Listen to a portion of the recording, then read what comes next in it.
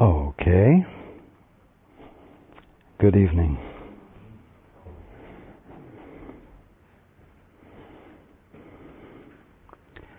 And welcome to everyone who's joining us on the internet.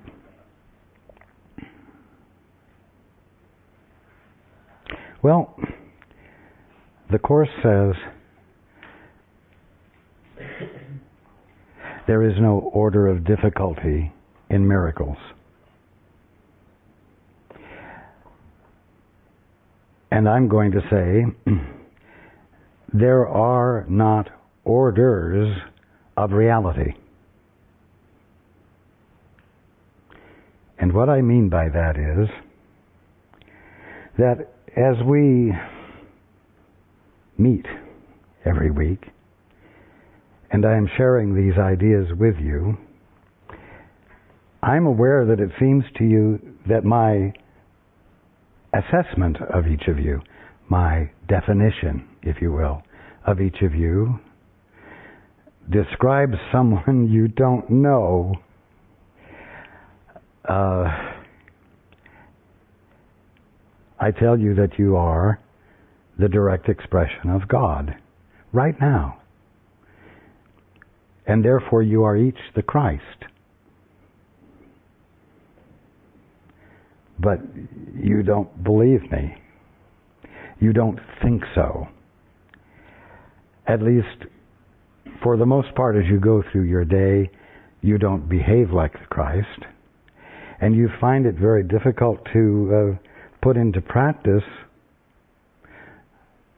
the things I have suggested that you bring into play.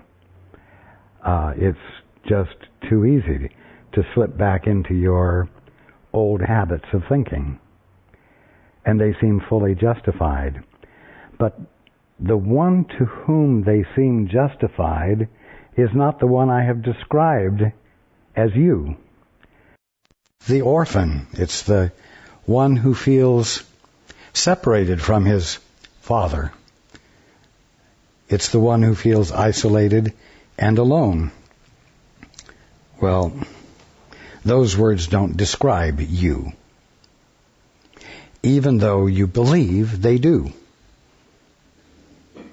And so it can seem as though I am describing two different orders of reality. There's the kingdom of heaven and the sons and daughters of God, and I'm talking about you, and I'm talking about everything that you experience. Holy ones. Awesome.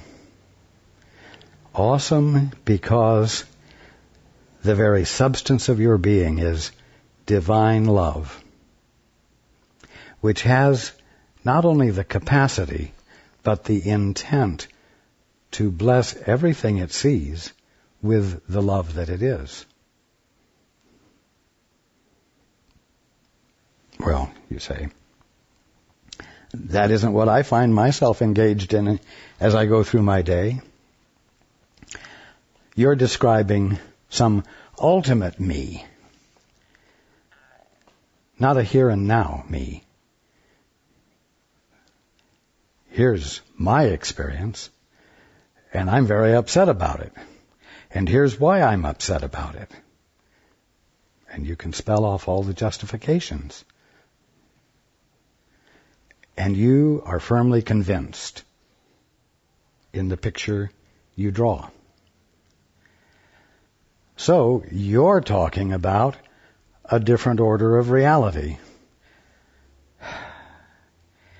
And it seems at times to be something you cannot pull together.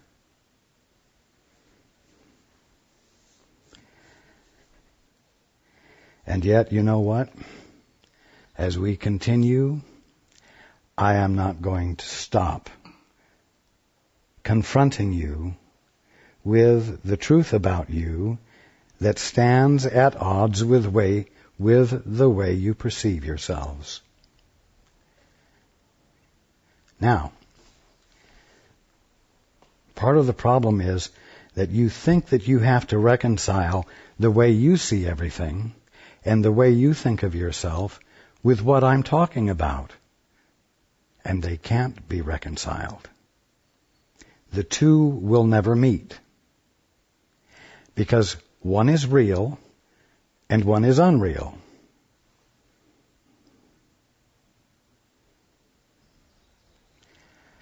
One is the direct conscious experience of reality as it is, and the other is a preoccupation with a fantasy about what everything is. The fantasy goes on, so to speak, in your head. To engage in it or with it, to engage in it, you have to withdraw from everything and go inside to formulate and maintain the picture you have drawn. In this way, you're not really present with everything or anyone. You are staying solidly joined to the picture you are maintaining in your mind. That doesn't constitute a different order of reality. It simply constitutes a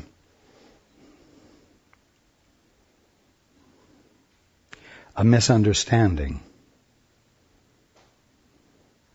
which you're trying to abide in with great diligence. Because in some way you feel that by staying with the picture you're maintaining, you are going to manage to survive. And that's why it is of great importance.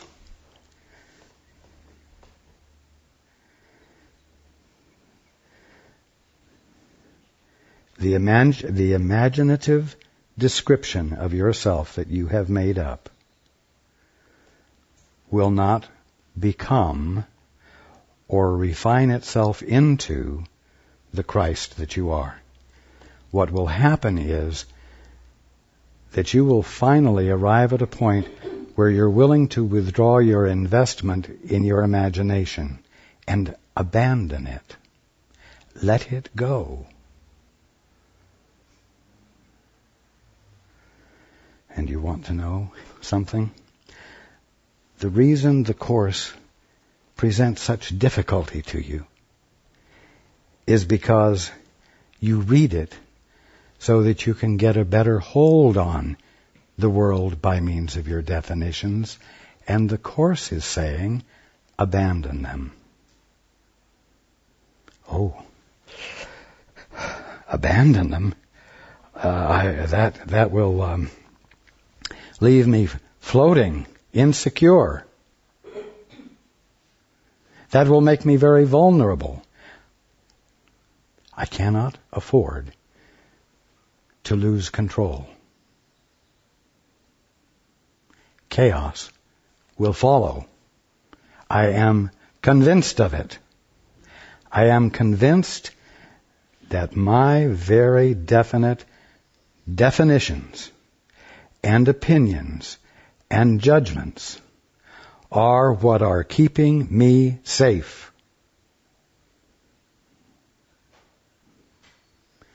I live in a hostile world. It's obvious to anyone with half a brain.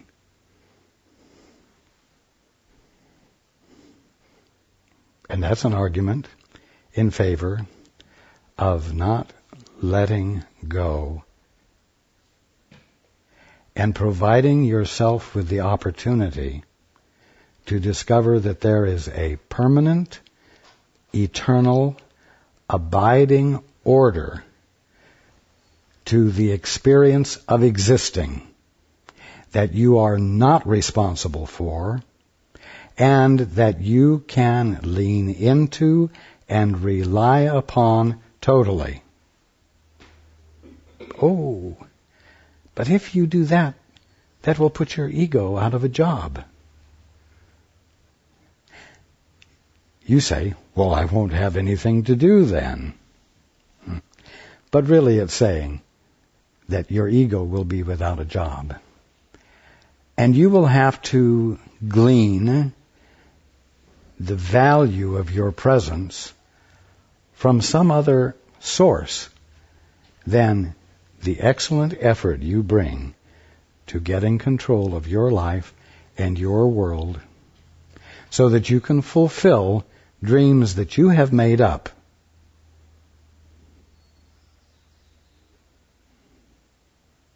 The fulfillment of which, if you were to let go, you would find you have already been gifted with and are part of your intrinsic wholeness right now. So,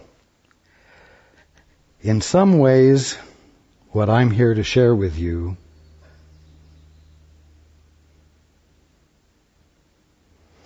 is the motivation to let go of control.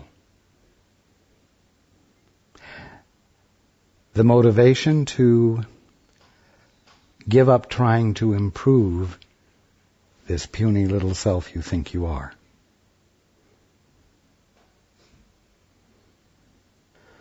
Well, I hear this often. I've been trying. I have been honestly and earnestly doing my best, and nothing has changed. And I said this a couple of weeks ago. And what you're saying is that you are not finding any real justification for persisting. But if you go to the doctor tomorrow and he examines you and he says, you have a terminal disease, now you'll have justification. Now you'll have motivation. Even if you're not sure that there really is a God, and even though you're not sure that if you dare to let go of control and yield into the underlying order, universal order of being, that there will be an eradication of the problem that the doctor described. You will do it anyway.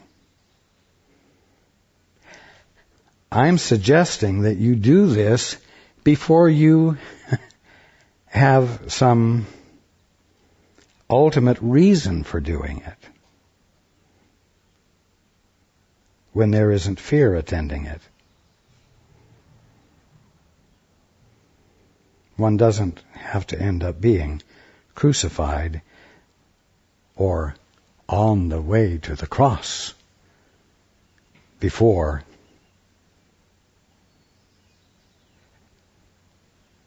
trying something new.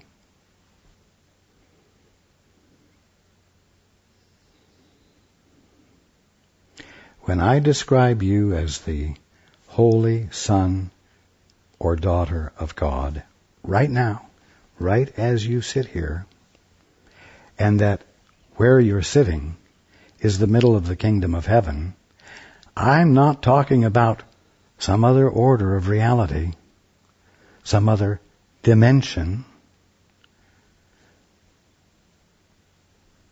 There is no other dimension. There is no other thing to be experiencing.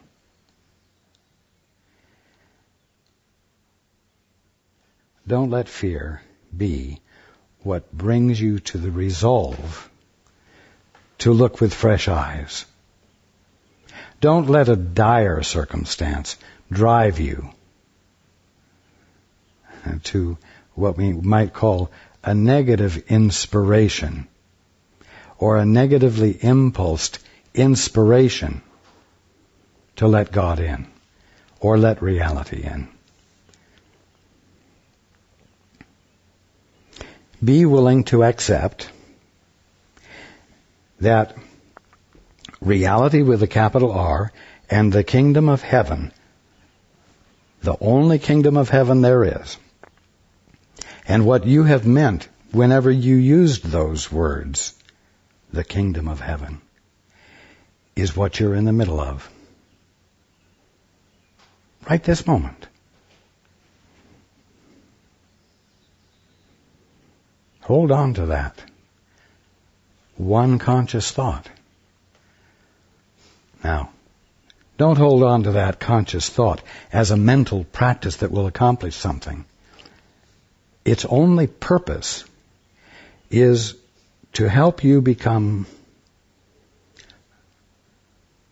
so single-minded that you will dare to let go control, and you will dare to listen, and you will dare to be receptive to the influx of new vision that will radically change your perception of everything, uncovering what is truly present and has always been truly present. Now, as I'm talking, it must be becoming obvious to you that the circumstance you find yourself in is really only an experience of mental aberration, distorted perception. Another way of saying it is you must be beginning to realize that you're having an episode of insanity. Now, wasn't very nice of me to say that, was it?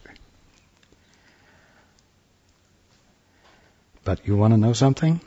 Insanity is not terminal. Insanity is correctable.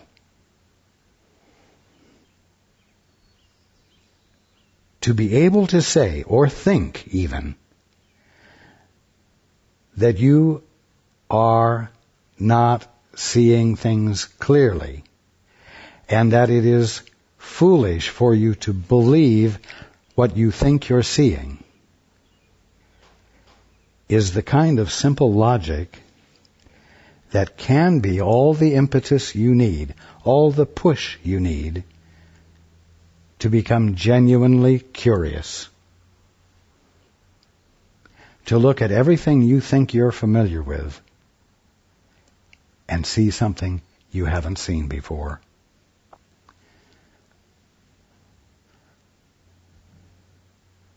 Again, if you don't know that you are seeing in a distorted fashion, there will never be any reason for looking with new eyes, or with new curiosity, or with a new sense of adventure.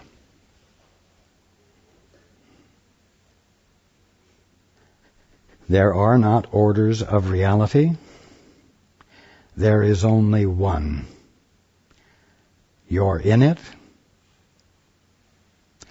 It constitutes you. And it awaits your conscious experience of it. It desires you to be having the conscious experience of it. And the function of the Holy Spirit, which is nothing more than your right mind, is to reveal it to you. Your very own right mind desires to reveal to you what you in your right mind already know.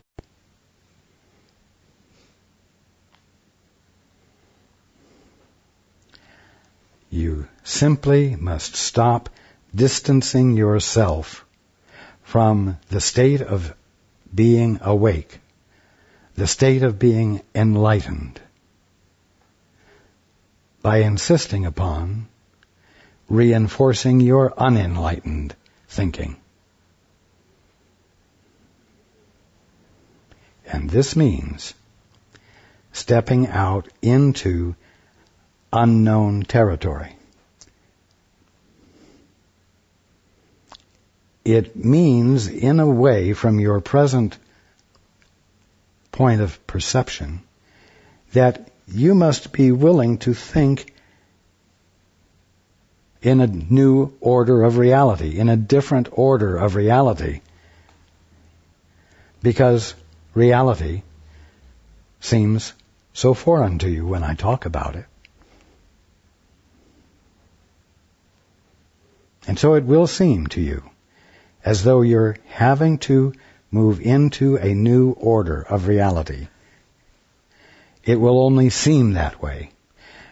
I am putting it that way so that as long as it seems that way, you will find more reason to pursue it, to lean into it, to abandon what you're sure of in order to make room for the conscious experience of what everything is.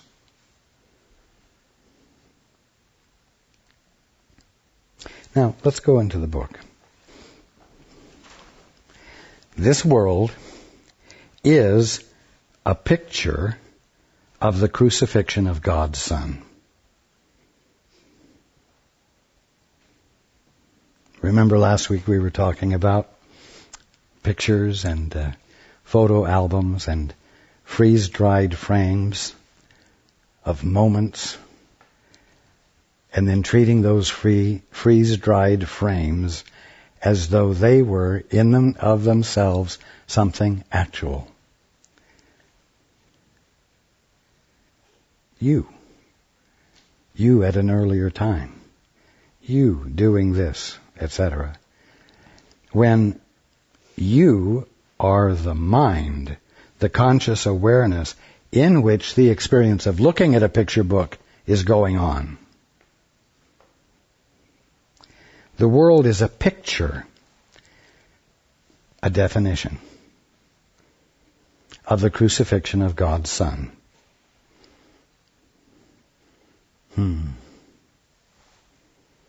What was a crucifixion?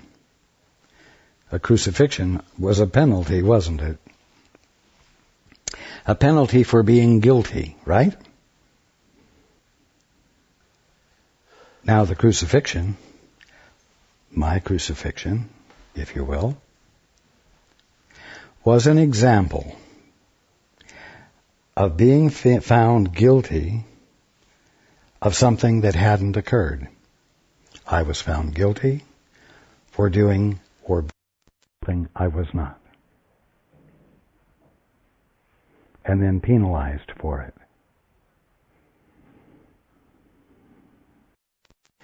Now, when it says that this world is a picture of the crucifixion of God's Son, it's referring to each one of you and everyone else you know and that you run into in the process of your day. And you each crucify each other, as well as yourself. You crucify yourself, the Son of God that you are, by defining yourself in less than lovely terms. Self-critical terms, or even falsely positive terms.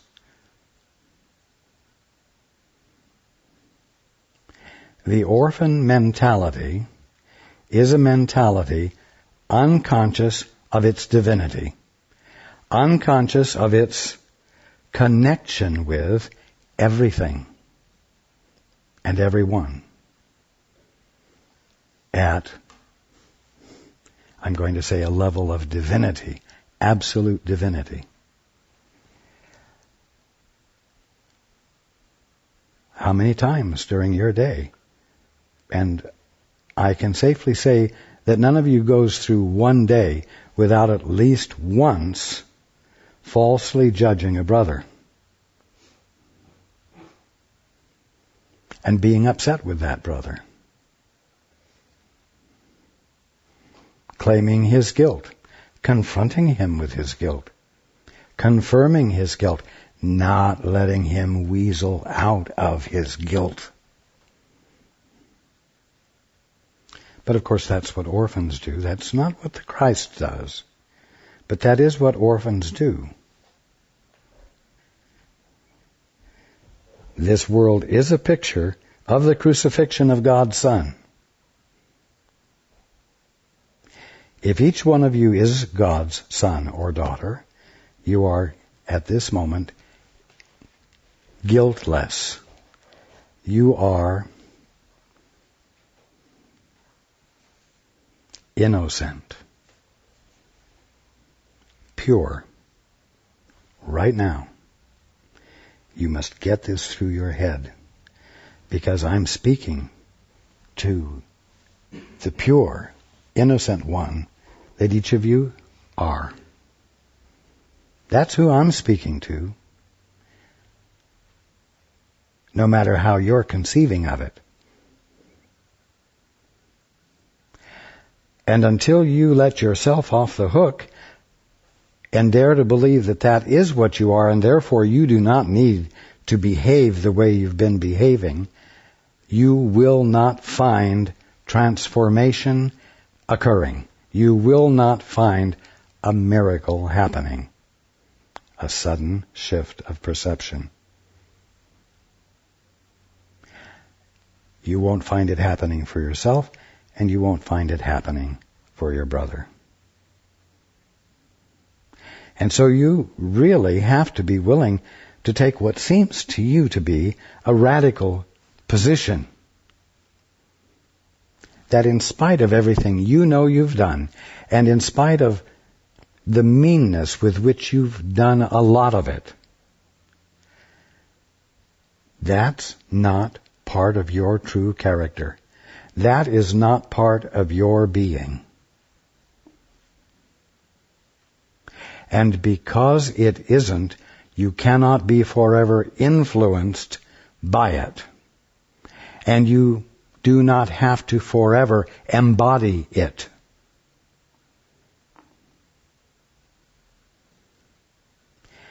Everyone, not everyone, but many who have heard me say that Hitler is awake got very incensed.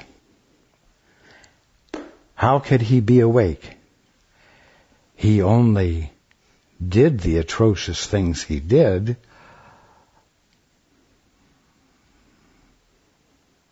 uh,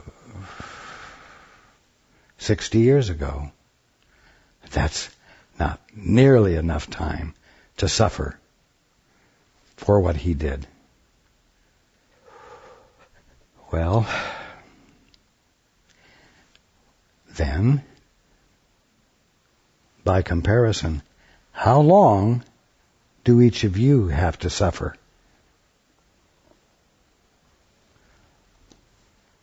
Probably you don't even deserve to be here listening to me right now. It's too soon. You haven't paid enough. Some of your indiscretions or sins just occurred day before yesterday.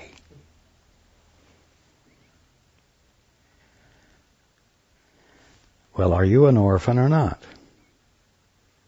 If you're not an orphan, then the rules governing orphans do not apply to you, and you have the means to step out of that mentality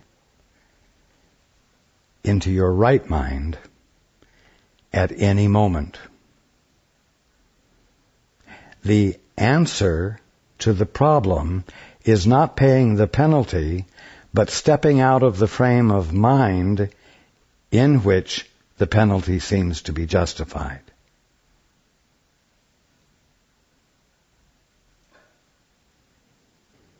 Now, does that mean you just say, well, yes, I did it, but I'm innocent, I'm innocent, I'm innocent, I'm innocent? No. Because if a shift in you hasn't occurred, so that that kind of behavior finds no abiding place in you ever again, and you are a new man, we might say, or a new woman, unless that has happened, then your perfection is still at a distance from you.